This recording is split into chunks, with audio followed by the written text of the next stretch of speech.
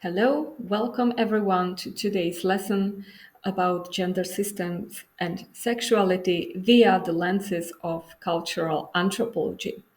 I am Gabriela Fatkova. I am a teacher of anthropology at the University of West Bohemia in Czech Republic. Today's lesson is gonna lead a broad discussion with position known as essentialism, which is belief that gender differences or sexuality differences based on sexualities are natural, fixed, and rooted in biological traits.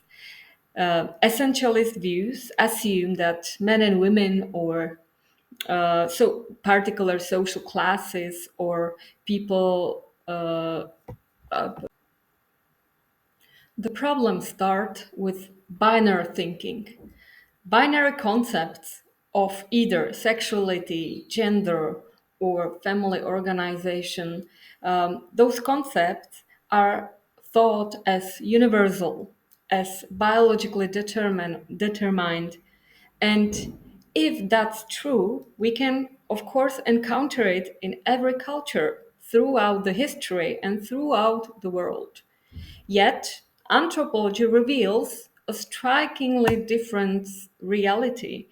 In societies around the world, we can see diverse gender roles, diverse sexual practices, diverse sexual roles, diverse family structures. So, if we think about the binary concept of gender as rigid division based solely on biological sex, male and females, then we systematically dismantled this view is systematically dismantled by anthropology.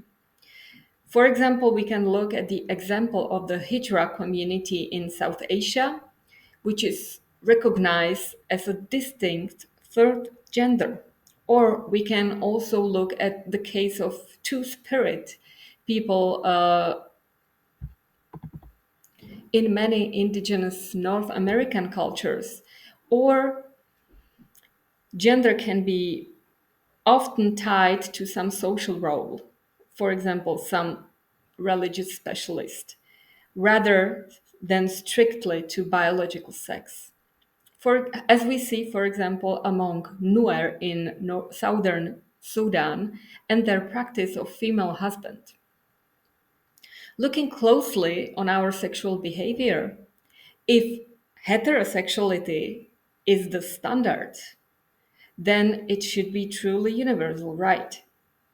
But here we lack the historical genealogy. History tells us otherwise. Let's start with a short story. It's the year 1789, and the British ship Bounty is sent to the Pacific to collect breadfruits to feed slaves in Jamaica. After months on the sea, they arrived on the island of Tahiti, where they were warmly accepted by locals. And the concept of hospitality there goes way beyond just sharing of food and drinks. The hospitality also included sexual contacts with locals. Local women quite freely offer themselves to the sailors, and sometimes two or three women per night were accompanying the sailors to their parlors, which was quite encouraged by Tahitian chiefs, which thought this is the way how to strengthen alliances with the British. This sexual behavior was in complete clash of expectation those sailors brought from the 18th century England. Not surprisingly, after 5 months stay on Tahiti, the sailors weren't pretty ready to go back to the sea, to the harsh life of sailor. So they decided to revolt. They put the Lieutenant William Bligh on a small ship with few of his loyals and just send them away. And the one who revolted and stayed, they stayed either on Tahiti or in more remote Pitcairn Island. Against all the odds, Lieutenant Blythe survived. He returned to Britain, and another ship was sent to arrest and punish the rebels. This whole tale is partly about the rebellion, but also about the cultural encounters which are challenging the deep ideas about sexuality and social roles. The British sailors came from a society with very strict rules and morality, and they encounter in the Tahiti completely different pattern of hospitality and sexual non-monogamous relationships. Here we can see how the human sexual behavior is definitely not something stemming from universal principles, but it's quite shaped by culture. The sexuality debate is circling about question what is natural, what is universal in our sexual behavior, and authors usually agreed upon that sexual relationships are not necessarily dictated by natural law. They are shaped by social and cultural factors as well. While sex may be a fundamental biological need, everything else is not.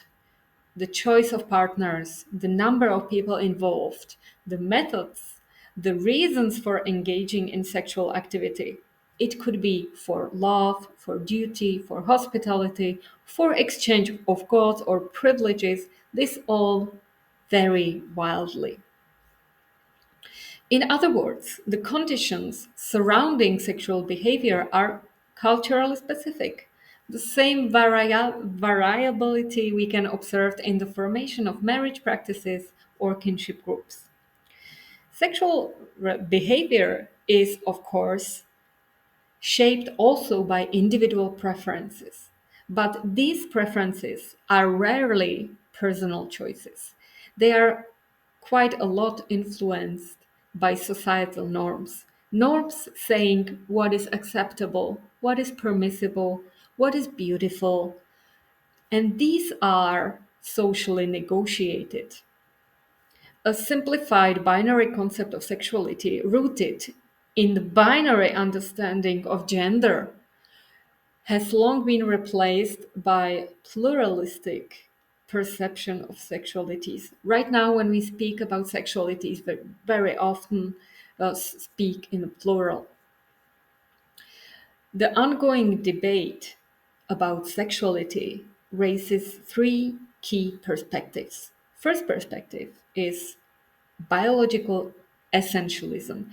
It's based on idea that sexuality is genetically determined. The second perspective is based on individual preferences. Sexuality in this view results from personal choices and desires. And the third perspective treats sexuality as discursive construct. It deals with sexuality as something which is shaped by ideological pressures and societal norms. This debate switches between two extremes, the essentialist view and the social constructivist view on the other side. A historian, Kate Lister, in her highly entertaining book, A Curious History of Sex, she reminds us that humans share many physical behavior with animals, but sex and reproduction is far more varied in human behavior. We differ with the vast diversity and complexity of how we express and experience sexual activities. In 2008, Anil Agrawal identified 547 paraphilic sexual interests. She says, quite ironically, like allergies, anything under the sun, including the sun, can cause sexual arousal among humans. Unlike animals, humans has the tendency to stigmatize, punish, or shame certain sexual desires. Terms like fetish or slut or conversion therapy of homosexuality. These terms illustrate how our society enforces judgment and control over sexual expressions to impose order on the rich tapestry of sexual behavior. Women, humans have created categories such as heterosexual, homosexual, monogamous, virginal, promiscuous. All these terms are here for us to organize the chaotic reality. However, sexuality resists these neat labels. It tends to overflow the boundaries. We would like to put them in order, but the behavior is usually much more colorful. It is at these borders between categories where society has stationed gatekeepers in the form of morality, ethics, or rules of propriety. The content of these categories and the strictness of their enforcement worry over time and across cultures. Let me show it at one example. Lesbian sexual practices have been treated differently depending on the context. At times, they were ignored, at times, rendered invisible, normalized, or even harshly punished.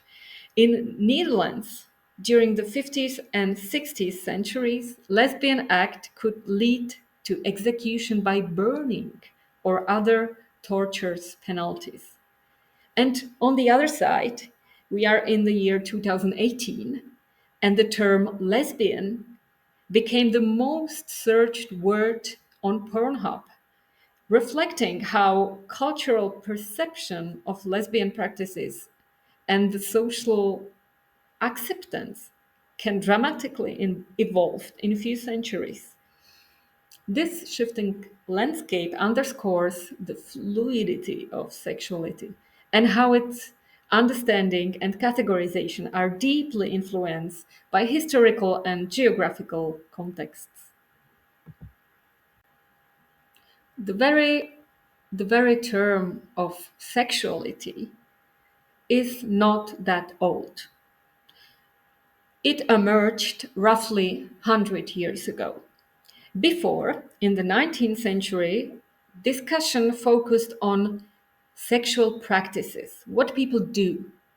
Do they do perversions or sodomy? But it doesn't define them. It is not tied to any personal identity. It is only what people do.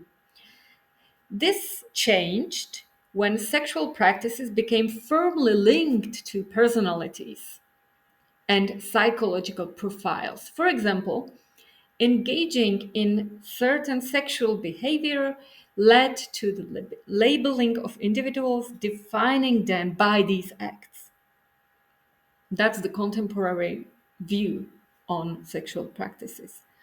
But earlier views allowed much greater multiplicity of sexual practices. Often they were treated as harmful, so they were distinguished. But any harmful behavior in the past could be abandoned. Over time, it was replaced by the idea that sexual preferences are immutable and unchangeable. This shift we can see in case of important book. It's called Psychopathia Sexualis. It has been published in 1886 by Richard von Kraft-Ebings, and it's a must-read book for history of sexuology. And in this book, the same author changed completely his view on what it is social practices, sexual practices, sorry.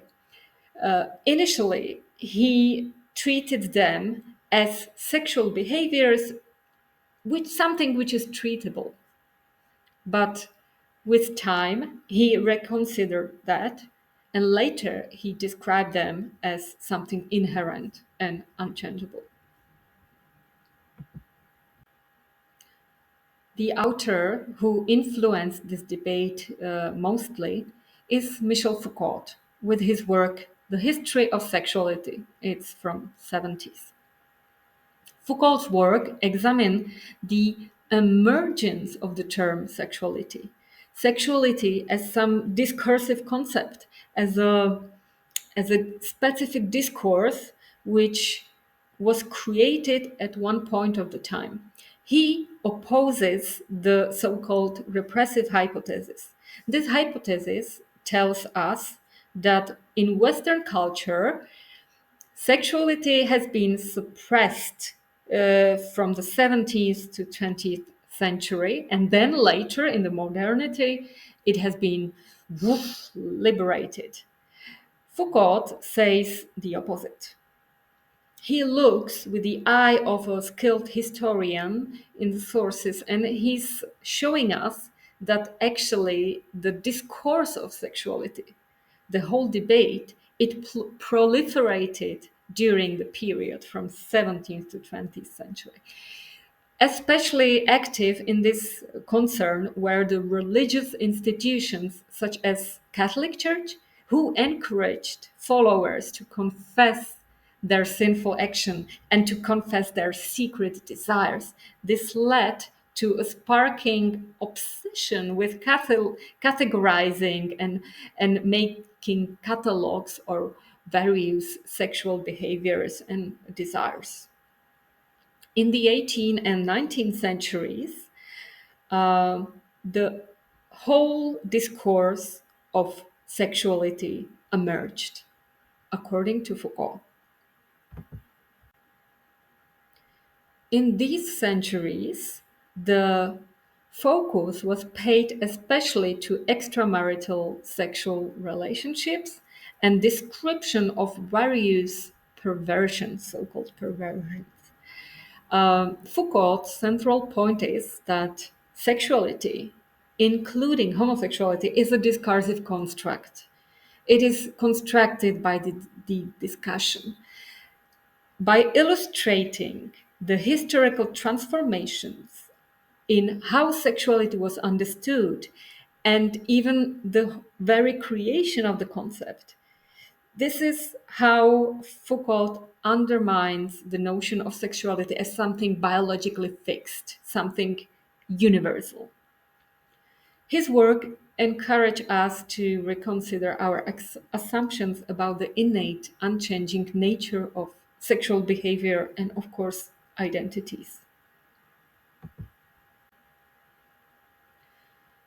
In the 50s, in anthropology, it was very popular to write broad comparative issues and studies who will show what is universal in our human behavior. One of those studies, called Patterns of Sexual Behavior from Ford and Beach, it focused only at sexual behavior per se. These authors took many different anthropological case studies and just searched similar traits. They used case and ethnographies from 191 societies across all continents. And they found some similar traits. For first, in most societies, they found that men are more focused on quickly achieving orgasm rather than any kind of foreplay. Second, nearly all societies have some form of sexual restraint or sexual abstinence and rules which define this institution. Third, erotic arousal in most societies were somehow associated with food sharing, and premarital sexual activities were surprisingly widely tolerated if they did not lead to pregnancy. Another surprising universal trait was that kissing on mouth, which is quite common in Western society, is actually far less common globally. it's definitely less common than manual or oral stimulation of genitals, which could be quite surprising as we think about kissing as some, default first stage of any intimacy. It's definitely not global. Another universal trait seems to be that sexual morality is closely linked to how much sexual and reproductive relationships overlap. Another observation is that rapes and rape culture is far more common in societies with high level of violence, and also in societies which are strictly gender segregated, where women and men live quite different types of life, do not overlap in many activities, and so on. And last observation was that in most case studies observed, actual sexual behavior rarely aligns perfectly with general moral convention. In other words, that means what people actually do sexually is often different from what the norms say they should do.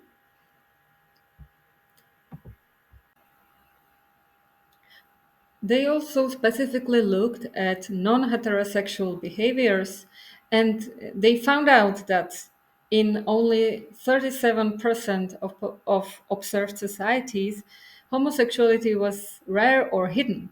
In the rest, 63%, it was seen as normal or socially acceptable.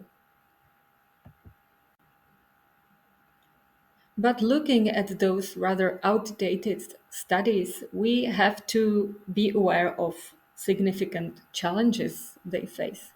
First, they fight with quite a big data gap. It's significant limitation of every study stemming from secondary study of sources.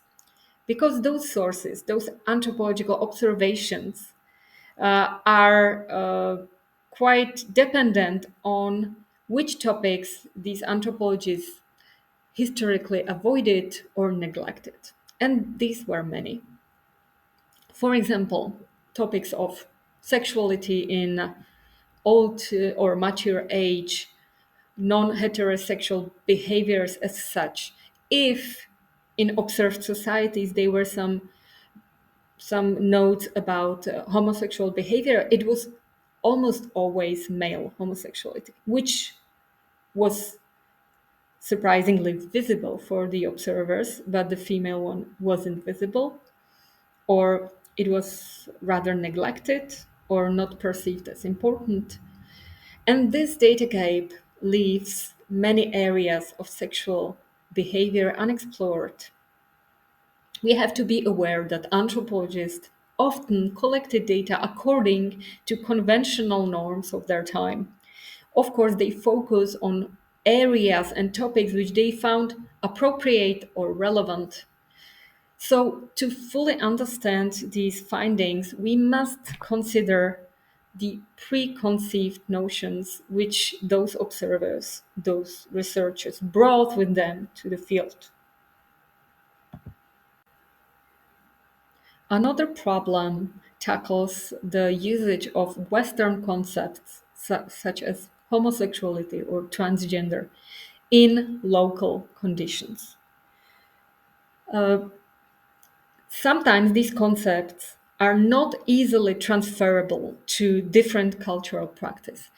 They can oversimplify or misrepresent the local identities. Terms such as travesties used in Brazil or two spirit used among indigenous North Americans, or some gender fluid roles in Siberian cultures, they reflect unique cultural patterns.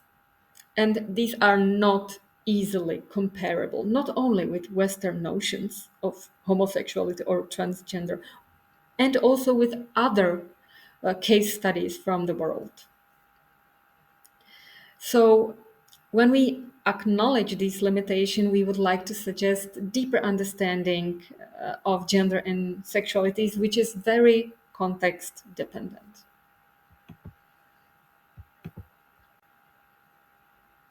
Sexual orientation is often defined as an individual habitual sexual attraction, and typically it's dependent on a very binary problematic thinking about to whom we are attracted to. So we use terms like heterosexuality, homosexuality, bisexuality, or asexuality, while these labels can exist across cultures, but their meaning can vary widely. We will look at it in case of Don Kulik's work on travestis. When we observe some new society, we always should start with questioning, do these people even recognize same-sex relationships? Do they differ it by any way from any other kinds of relationships? Do they have specific terms for it? Is it one term or multiple terms? How they differ? What exactly does these terms means? What they signify? This is what we should start with, not applying our concepts automatically. The non-heterosexual behavior can have many different manifestations in the world. It could be the lifelong way of building partnership. It could be momentary sexual experimenting. It could be something delimited to specific life cycle, for example, passage from younghood to adulthood. It could be one of many practices individual do in his life parallelly. It could be something very much bounded to the professional or social role. Very often we see how non-heterosexual relationships are together with the role of religious specialists. It could be something open, something completely secretive, like secret affairs. It could be reaction to some specific circumstances, like prison, ship, or so on. The diversity highlights that not all participants in homosexual behavior are easily comparable to our Western classifications.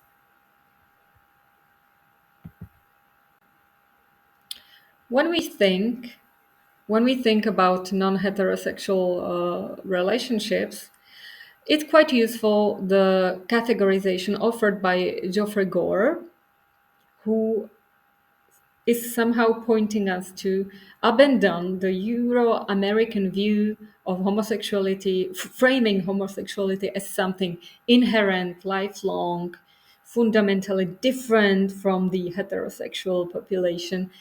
This view is not useful for every cultural context. Let's look at these three types. First type, age stratified homosexuality, is the situation when the older individual penetrates the younger partner, and often it is linked with, for example, passage of knowledge or initiation to some life stage. The other type is based on gender stratification. So it's not the older and younger partners, it's a partner which is feminine and masculine who builds the couple. The individual exhibiting masculine behavior penetrates someone who plays the role of feminine behavior, and regardless of their shared biological sex. These ideal types often overlap and coexist in different societies.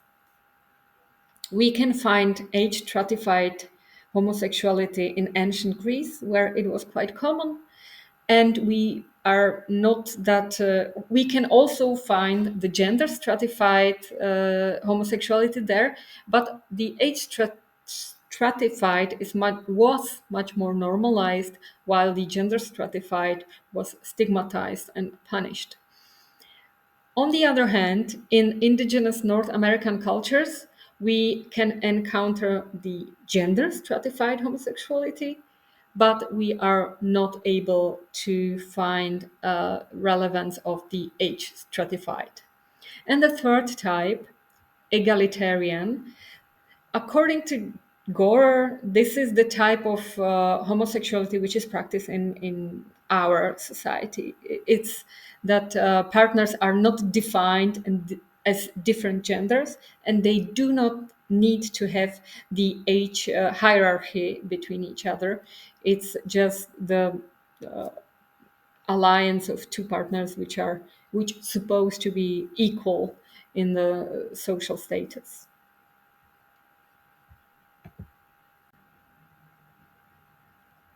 Some other authors prefer to think about homosexuality using the terms active and passive role, active versus passive. Some authors use penetrating versus receptive. And they say this is the crucial for understanding the relationships. The position which individual has in the intercourse or in the relationships. This is very typical for the life view of Mediterranean societies or Central and South American societies, where a man who takes the active role in same-sex relationships is not considered homosexual if he does not play the role of the passive one. The label of homosexuality is exclusively associated with a passive partner, often linked to femininity and subordination. I will show you that on one example. It's this book on the slide. It's called Travesti. It's a long-term research of Don Kulik, which he did in Brazil among transgender sex workers.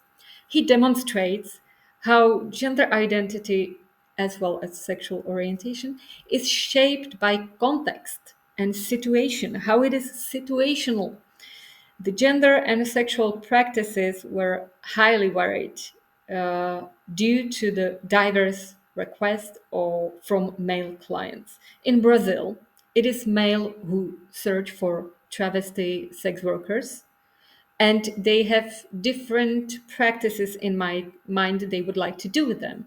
So for the travestis, it's much more useful to keep their masculine body but to shape it into some feminine attractive traits. The transgender sex workers are quite popular in this concept because they can offer to their clients quite big fluidity of practices. And in this context, the gender identity of those individuals always depends on what they do, not what genitals they have.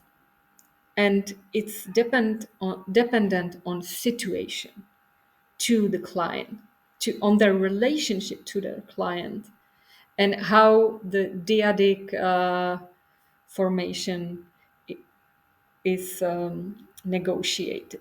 Kulik introduces the new term, its term penetrating gender.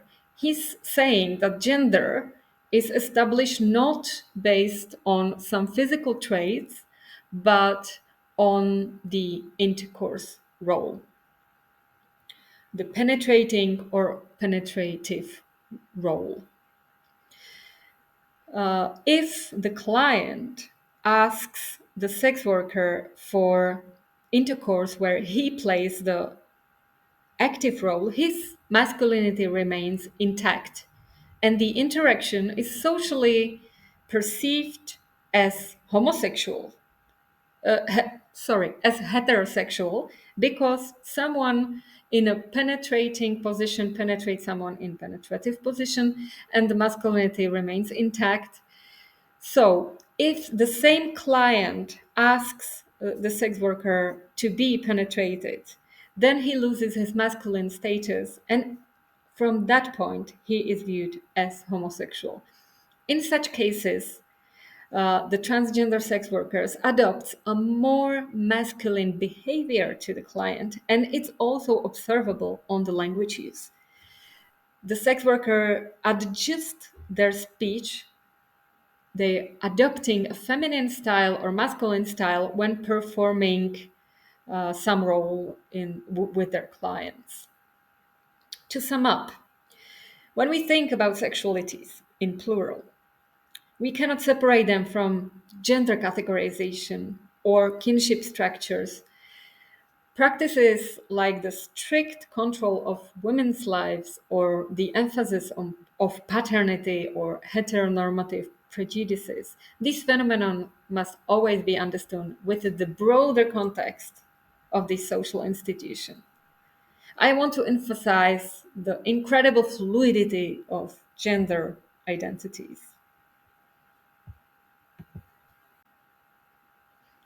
The fluidity can be emphasized based on some case studies from across continents.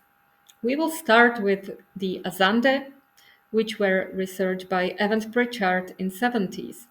Among Azande, the skill of warfare is highly valued. So there is a specific privileged class of warriors in their society, and the men warriors can accept in their life the so-called boy wife. That's Evans Pritchard's term. Boy wife is a young boy who accompany the warrior, and he first manage his household duties, but also engage in intimate relationships with him, and at the same time they learn the skill of warfare. Once the young man uh, reach the adulthood, he can either become warrior and find his own boy wife, or he can stay with his mentor in a long life relationship. The same decision is on side of the warrior. He can even stay in relationship with the boy wife, or he can marry women and abandon the warrior period. This form This case study is quite significant to consider intimate relationships and mentorship together. Very often we encounter institutions where these two things are intertwined, like in ancient Greece, for example. Another example is the Society of Etoro from Papua New Guinea, which has been described by Raymond Kelly. Among Etoro, they perceive their life as continual exchange of fluids. According to them, children are born soft and moist and having a lot of fluids in it. And since our life pass on, we became more dry, we are losing our fluids, we are harder and harder. And that even continues after our death, where became turning into just hard dry bones. That's the finite phase of this process, and this is how they treat their bodily fluids like semen or blood. Semen is perceived as a sort of life essence creating new life, which when women is pregnant, they perceive it doesn't really has much to do with women, and it's basically the ancestral spirit who implemented or implanted the fetus into her body, and now the fetus need to be fed by the father. So fathers are encouraged to have regular intercourse during the pregnancy to feed the fetus with the semen. And from the side of the father, this is a huge sacrifice because he offers his life essence in expense of the new child. And in this matter, they also perceive the sexual activities. Like for men, it's dangerous. It's danger for their health and life. They are losing their precious fluid by intercourse with women. So intercourse with women is quite rare, it's regulated, it can happen only some days of the year, and it's simply strictly regulated. But on the other hand, the intercourse between men themselves is perceived in a completely different manner, because the life source, the fluids, are perceived as they should pass within the tribe. So they should pass from the older to the younger boys. This passing of vitality and strength has usually form of oral intercourse between older men and younger boys, and this type of relationships is strictly encouraged, and it's always framed within the religious terms and ritual cycle. So it is part of the initiation of the young boys to the adulthood. So it cannot be really understand when we do not take in account the religious side of the problem. Gilbert Hurt described this cultural pattern as ritualized homosexuality, something which cannot be separated from the problems of belief, spirits, and religious side of their lives.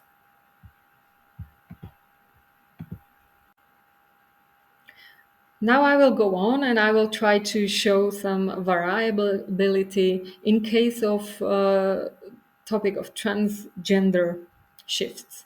In some societies, the intimate relationships are somehow associated with particular professions and social roles. For instance, some spiritual or artistic specialists, such as shamans or performers, often challenge the conventional gender roles. We can see it even in the already mentioned case of Brazilian travestis, who form a significant third gender, which is completely outside the binary categorization.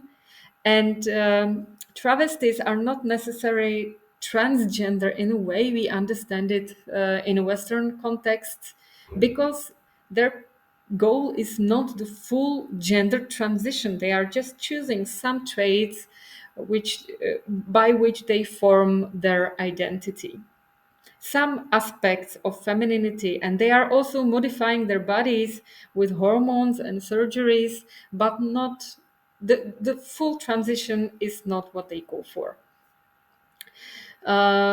In Siberia, among Chukchi, certain men, often spiritual specialists, wore women's clothing, adopting traditional feminine roles, and also they marry men. Similar transition is also available for women who can just take male responsibilities and in practical domain, and they are treated as men later.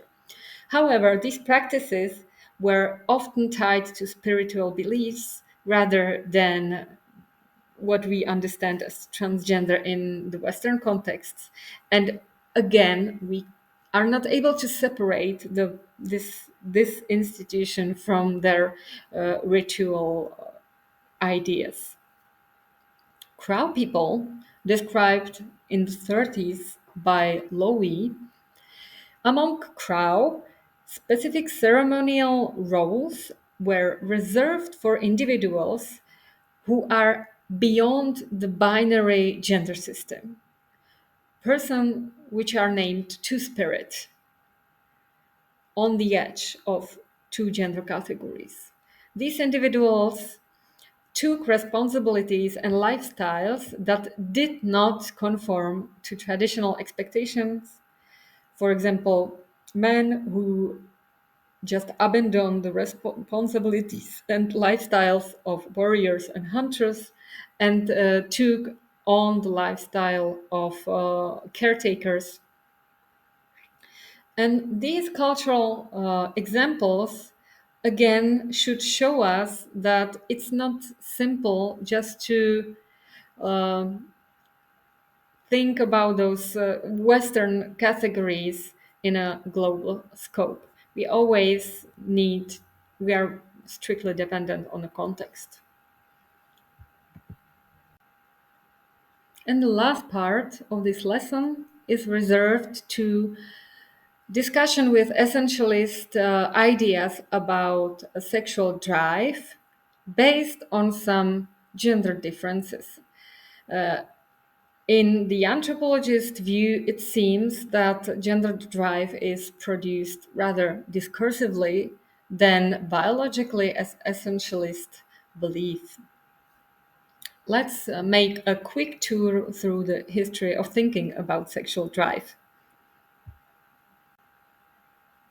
Early evolutionist theorists, they worked with an idea of primitive promiscuity, suggesting that the original undeveloped phase of human sexual behavior involved unstructured pairing, random mating without forming long-term bonds.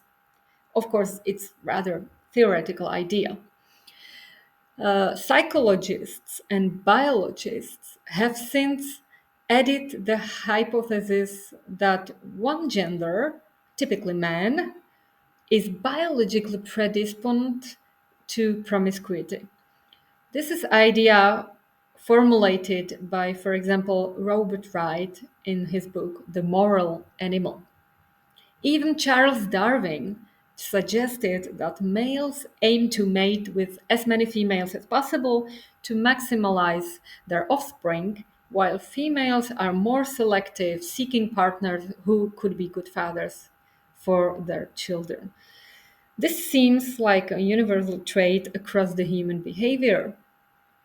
But in here, we can see that the promiscuity, if we do not want to see it, we won't see it. It's again one topic, especially the female promiscuity, which were in the studies highly neglected and invisible. Supporters of above mentioned theory that men are naturally more promiscuous than women, and women, on the other hand, are completely chaste. They often base their arguments on animal studies, on observance of animal behavior, typically choosing species that do not form lifelong pair bonds. This theory is rather based on selective material. It is popular and resonates with cultural stereotypes we live in. So that's what makes this theory very appealing to the general public. On the other hand, we have uh, brilliant studies, especially from the field of primatology. Those two names I would like to work here with is Sarah Hrdy and her research of langurs in Mount Abu, and Dawn Storin, who observed red colobus monkeys in Gambia. And they reveal in their studies, surprise, surprise, that females also engage in promiscuous behavior.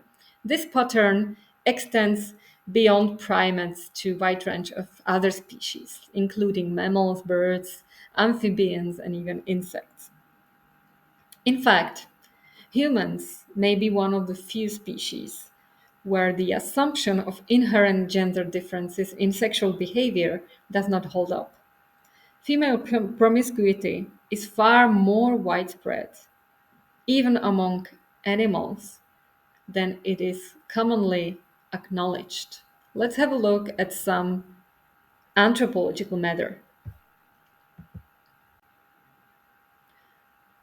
Brooke Shelza, anthropologist Brooke Shelza, did interesting research among Himba in northern Namibia. Himbas, married women often have many extramarital relationships, and such behavior is socially accepted. They have differentiation about children, based on their parentage. So those children who are fathered by husband has one label, and another children they are called omoka, which means literary water from another source. And husbands recognize this distinction, but they, of course, they care about all children. Despite this openness, something like jealousy still exists, but it is structurally and culturally repressed. So being jealous or being aggressive based on jealousy on someone is simply not acceptable in this culture. Physical displays of jealousy, aggression are simply from the young age discouraged. A Himba man who hit his wife out of jealousy would face fines and punishment, whereas in some other cultures such behavior might be maybe even socially encouraged. Anthropologist Brooke Shelza encountered personal difficulties in explaining to her respondents, Himba women, that she had her husband, his home, and she is not interested in any another partners while she is conducting the fieldwork. For the Himba women, the having family, having children is the goal number one, and to have them with multiple partners has many advantages. First, it is women's reproductive capacity. It is limited by age and the number of children they can bear. So, if they have multiple partners, it ensures them greater chances for conception. If one partner is infertile, another can help the woman conceive. Additionally, having multiple partners also provides access to more resources and better protection. And of course, uh, those partners could be much more com- complement in the intimate sphere. In this society, it's widely practiced the arranged marriages. So this is also one institution balancing it.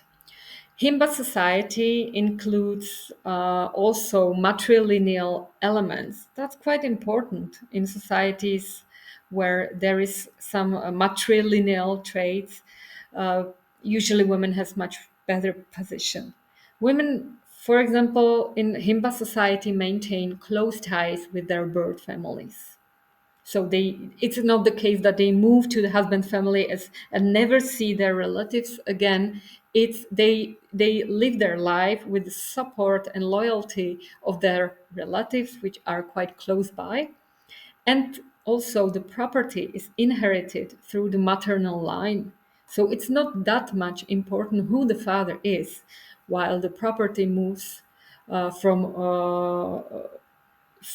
mother to daughter. For men, inheritance passes from brothers to their sisters, children. So again, this means it is not essential to know who the biological father is, as inheritance is based on matrilineal.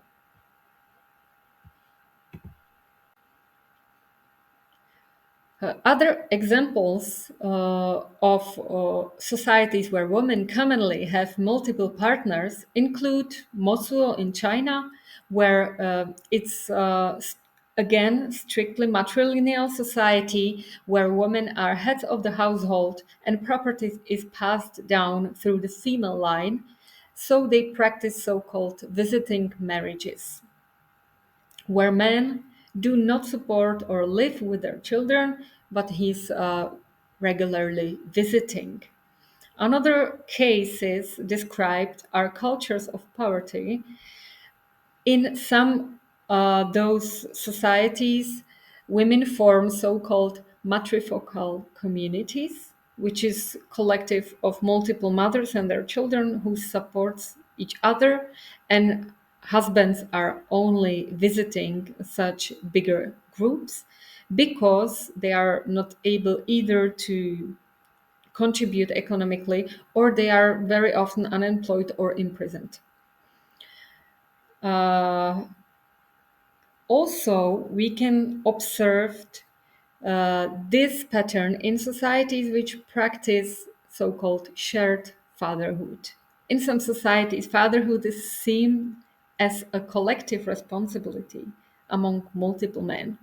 Examples are, for example, Aka Pygmies or Yako and Tiv societies in Nigeria or Nayars in India. These are very often quoted.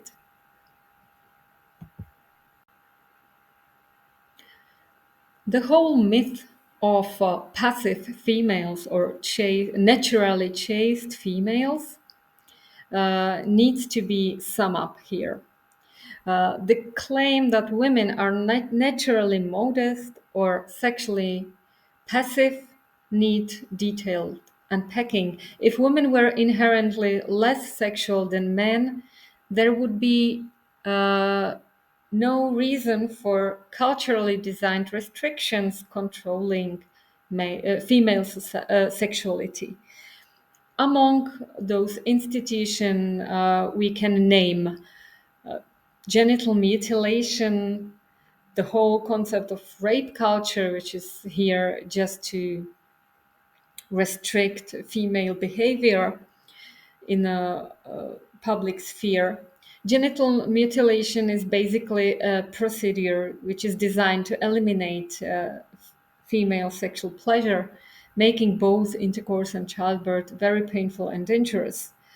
The rape culture, these are set of social norms where sexual violence is used and enforce power dynamic and punish women for perceived transgressions.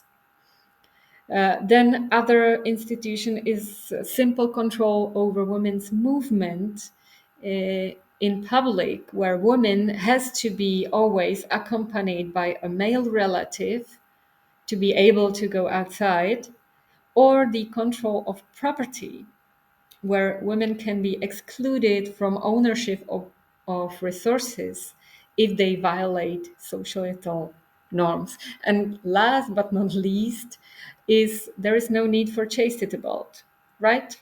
If women are chaste by the nature.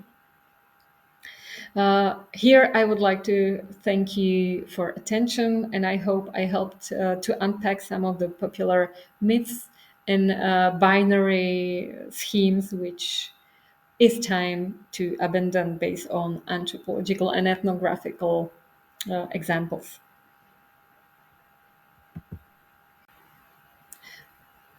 I would like to offer some references, some work I stemmed from this lesson, and in other slide there will be more. For the vacation, I deeply suggest The Curious History of Sex from Kate Lister.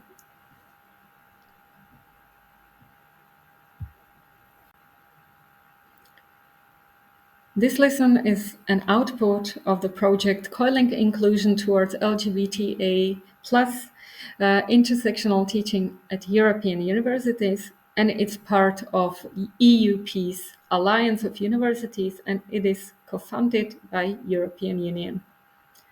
Thank you for your attention and have a nice day.